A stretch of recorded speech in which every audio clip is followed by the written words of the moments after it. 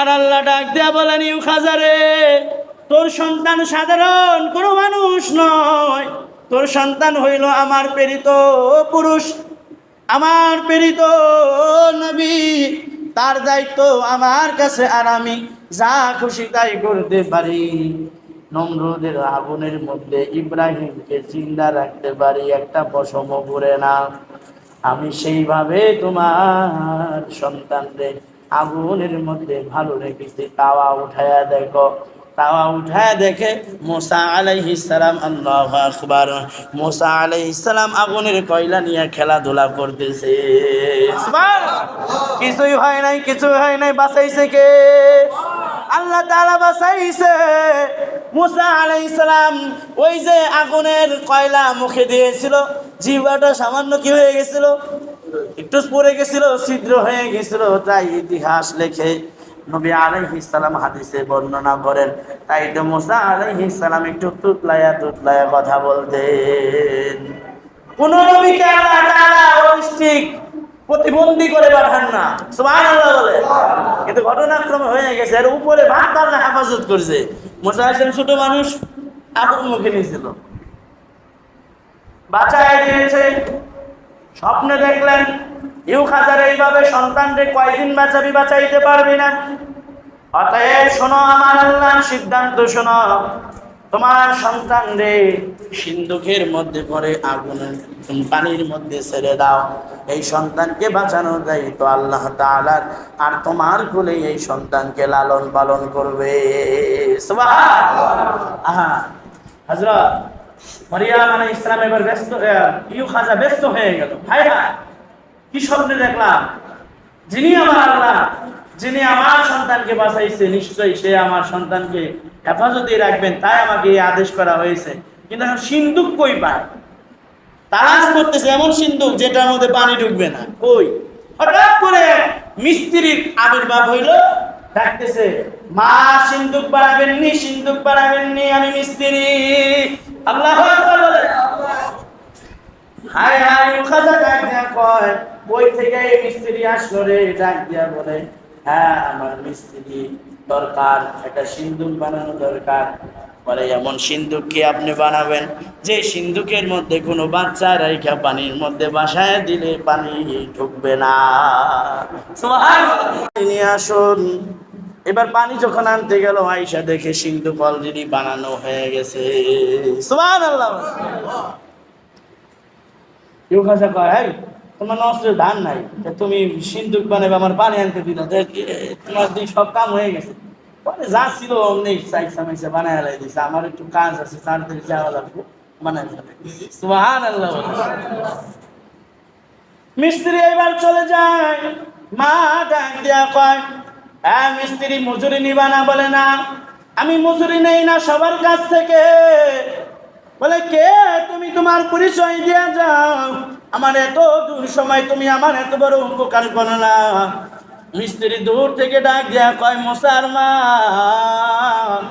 আমি সাধারণ কোনো মিস্ত্রি না, আল্লাহর বানানো ফেরেশতাদের লিডার জিবরাইল আলাইহিস সালাম। সুবহানাল্লাহ।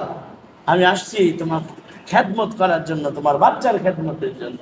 আল্লাহু আকবার বলে।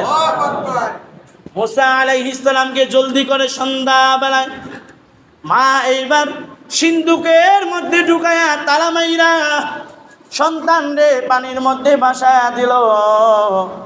মা এবার পানির ধারে দাঁড়ায় দাঁড়ায় কাঁদতে লাগলো। যতক্ষণ পর্যন্ত সন্তানের বাক্সটা দেখা গেছে ততক্ষণ মা দাঁড়ায় ছিল।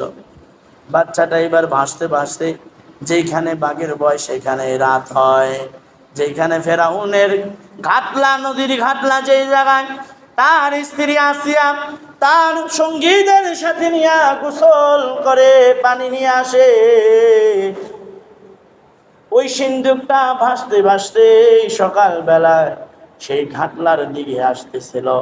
হযরত আসিয়া আলাইহিস সালাম 7 রাত ধরে একটা শিশুকে স্বপ্ন দেখতেছিল। সুবহানাল্লাহ। আর বলতেছিল, আসিয়া রে সাবধান, একটা বাচ্চা তোমার কাছে পাঠাবো, বাচ্চাটারে মায়ের আদর দিয়ে লালন পালন করবা। সুবহানাল্লাহ। হযরত আসিয়া সঙ্গীদের নিয়া পানি আনার জন্য সেই ঘাটলার ধারে যখন গেল, সর্বপ্রথম সেই সঙ্গীদেরকে বলতেছিল, সঙ্গীরা রে, ওই যে দেখ একটা সিন্দুক যেন ভেসে ভেসে আসতেছে, সিন্দুকের দিকে তাকাইলে যেন কেন আমার হৃদয়ে ভালো লাগে।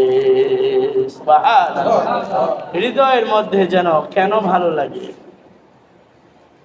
সিন্দুকটা ভাসতে ভাসতে হযরত আসিয়া আলাইহিস সালামের সামনে আসলো। আসার পরে সিন্দুকের তালাটা ভাঙলো, ভাঙ্গে দেখে সুন্দর ফুটফুটে হযরত মুসা আলাইহিস সালাম ছিল লাল, সুন্দর লাল বর্ণের। সুবহানাল্লাহ। সামনে আসলো, দেখে খুব ভালো লাগলো, বাচ্চাদারে খুলে নিল, বলল এটাকে আমি মায়ের আদর দিয়ে লালন পালন করব। ফেরাউনের সাথে দীর্ঘদিন সংসার করেছে, আমার কোনো সন্তান হয় নাই। কারণ ফেরাউন ছিল সন্তান সম্ভাবনা না, সন্তান জন্ম দিতে পারবে না, সেই ক্ষমতা ফেরাউনের ছিল না। মায়ের আদর দিয়ে ভালোবাসবে তাই বাড়িতে নিয়ে গেল। ফেরাউন ডাক দিয়া কয়, আসিয়া রে, এটা কি? বলে এটা হলো সেইটা যারে আমি সন্তান হিসাবে লালন পালন করব। বলে না না, এর দিকে তাকাইলে কেন জানি আমার বড় ভয় করে। সুবহানাল্লাহ। আল্লাহ তাআলা বলেন, ফেরাউন সীমা অতিক্রম করে ফেলেছ, এর দ্বারাই তোর ধ্বংস নিশ্চিত। চিন্তা করিস না রে, দাও আমি সবাই করে ফেলবো, মেরে ফেলবো। হযরত আসিয়া বললেন, খবরদার বেয়াদব, এই সন্তান আল্লাহ আমার কাছে পাঠাইছে, এর আমি লালন পালন করুম সন্তান হিসাবে। একটা সন্তান তো জন্ম দিবার পারো নাই, আবার বড় বড় কথা কও। ক্ষমতাসীন যত বড়ই ক্ষমতা হোক, স্ত্রীর কাছে দুর্বল, ঠিক কি না? দুর্বল। ডাক দেয়া কয় না, এটা মারতে দেওয়া যাবে, লালন পালন করার। আসিয়া আলাইহিস সালাম তারা আদর করলে, একটা চুমা দিলে ফেরাউন মুসা আলাইহিস সালাম দুইটা চুমা দেয়, আদর করে খুব। তো এই ফেরাউনের তো সন্তান নাই, এরও তো মন চায় সন্তান আদর করতে। তাই হ্যাঁ, মুসা আলাইহিস সালামকে চুমা দিবার যায় বাম হাত দিয়ে। মুসা আলাইহিস সালাম একটু ডেবরা ছিল, বাম হাত ব্যবহার করতে বেশি।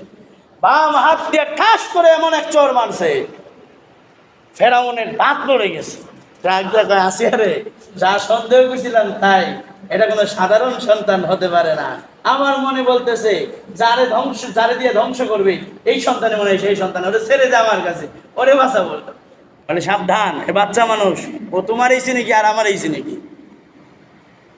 তুমি তো বাচ্চা লালন পালন করতে জানো না। আপনারা জানেন সব বাচ্চা কিন্তু সবার কোলে থাকে না। মানে বাচ্চা হ্যাঁ জানে কে আমারে ভালোবাসে আর কে ভালোবাসে না, সবার কোলে থাকে না। কিছু মানুষ আছে পায়ের মধ্যে নিয়ে এমনি রাখবো, তাও হাসে, কিছু হয় না। কিছু মানুষ আছে কোলের মধ্যে নিয়ে রাখে, এরপরেও কান্দে, মানে এটা মন থেকে হ্যাঁ ভালো আসে না। আর জানে তো যে এটা আমার জাতীয় দুশমন, ও আমার চিরতর দুশমন, তাই এরাও মুসা আলাইহিস সালাম ভালোবাসে না। এক পর্যায়ে হযরত মুসা আলাইহিস সালামের এরকম দৃষ্টতা দেখে ফেরাউন বললেন, আমি এর পরীক্ষা করুম। কীটা পরীক্ষা করুম? এবার আগুন নিল, ফুল নিল, এবার বললো আমি পরীক্ষা করুম, সাধারণ সন্তান হইলে বাচ্চারা আগুনের দিকেই যাইব, তার ফুল চিনবো না, অতএব আমি পরীক্ষা করুম এইভাবে, এটা আসলেই ওই ক্ষমতাবান ব্যক্তি নাকি সাধারণ কোনো সন্তান। বলে ঠিক আছে, পরীক্ষা করো। পরীক্ষা নিয়ে দিল। হযরত মুসা আলাইহিস সালাম ফুলের দিকে যাইতেছিল, আর হযরত জিবরাইল আমিন হাতটাকে ঘুরাই দিয়া আগুনের মধ্যে ঢুকাই দিল। সুবহানাল্লাহ। প্রমাণ হয়ে গেল এইবার যে এটা সাধারণ সন্তান। কিন্তু সাধারণ সন্তান